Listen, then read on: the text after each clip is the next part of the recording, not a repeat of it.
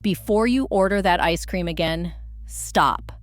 Because there is something you were never supposed to know about that swirl you have eaten your whole life. The McFlurry, the cone, the milkshake, the soft serve. What if I told you it is not even ice cream? What if behind that creamy swirl, there is something so engineered, so artificial, so chemically designed that one of its ingredients is also used in antifreeze? Still hungry? Good, because this rabbit hole goes deeper. And once you hear what replaced those 4 simple ingredients, you will wonder how this stuff is even allowed to be sold as food.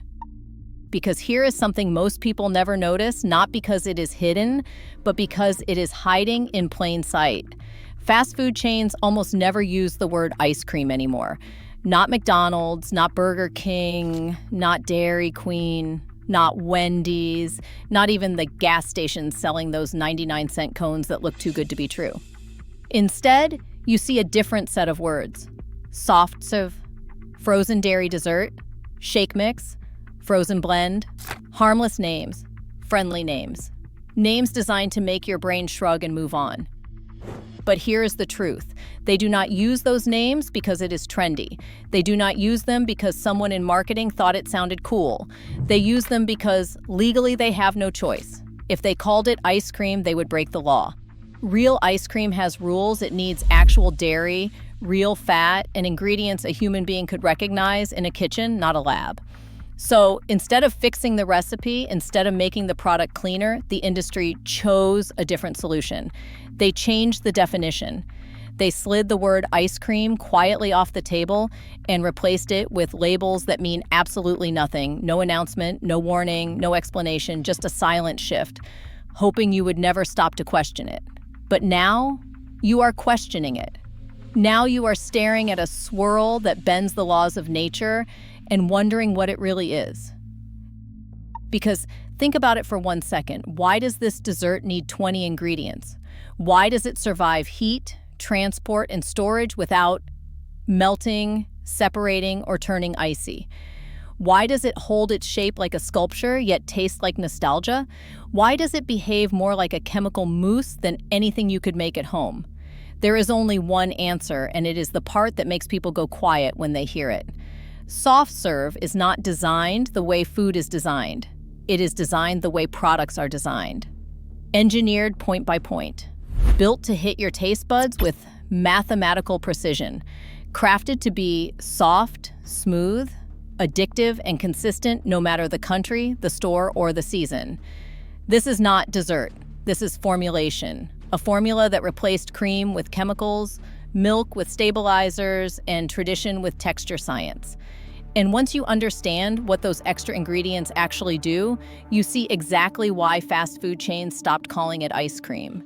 Because if they were honest, they would have to admit that the thing you have been giving your kids, the thing you thought was harmless, the thing you have eaten since childhood, was never what you thought it was.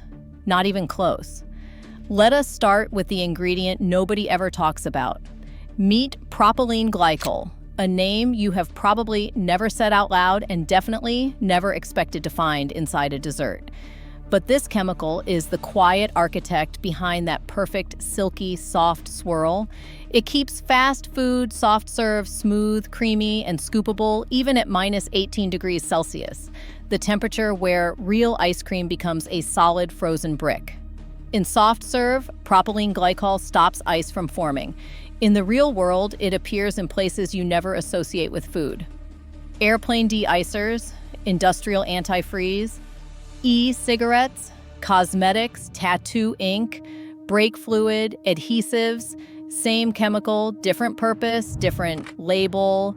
Fast food chains do not hide this. They do not deny it. They do not debate it.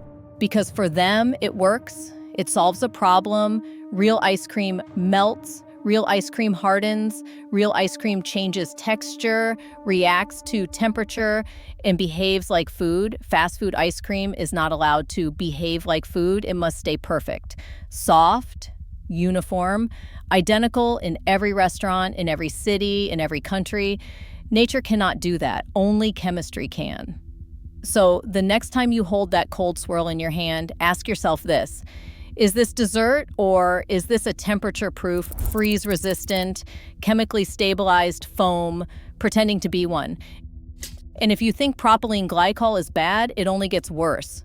Inside that formula is a cast of characters you never ordered: carrageenan, linked to gut inflammation; polysorbate 80, linked to leaky gut; mono, and diglycerides, which create more AIR and less real food; high fructose corn syrup, the sugar that hijacks your dopamine; artificial flavors, lab-made sweetness disguised as the real thing; titanium dioxide, a whitening agent banned in Europe; cellulose gum, which is literally wood pulp, not metaphor; actual processed fiber used in paper products. Before we dive deeper into the real problems behind this, I want to ask a small favor. I am trying to reach 1,000 subscribers before the end of the year, and if you enjoy these investigations, I would really appreciate it if you subscribed. All right, let's continue. Here is the part that should worry you even more than the ingredients: the machines. McDonald's ice cream machines do not break. That is just the friendly version. What they really do is clog.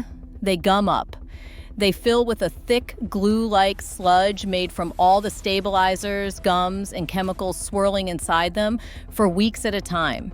Technicians say the coating inside is so dense, so sticky, and so unnatural that cleaning it is almost impossible.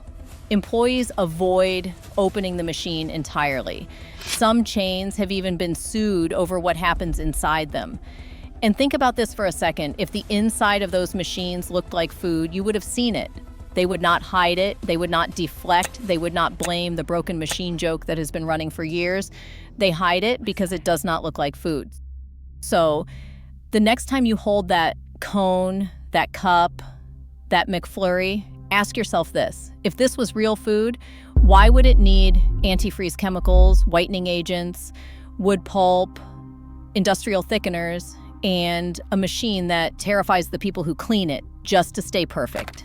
And here is the harder question. Why did nobody tell you? Why did this stay quiet? Why did this stay normal? Why did everyone pretend this was fine? Maybe because once you see what is really behind the world's most popular dessert, you cannot unsee it. So before you take that next bite, remember this.